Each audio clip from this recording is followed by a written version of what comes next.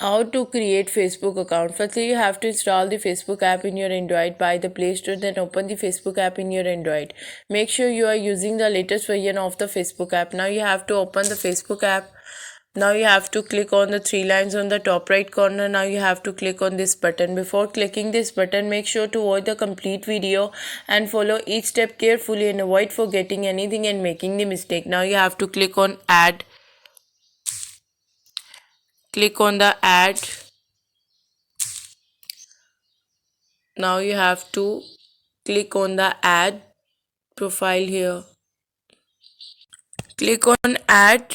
You see that you can only create one profile after 72 hours. You will need to wait and try again. After 72 hours you can create a file from this option.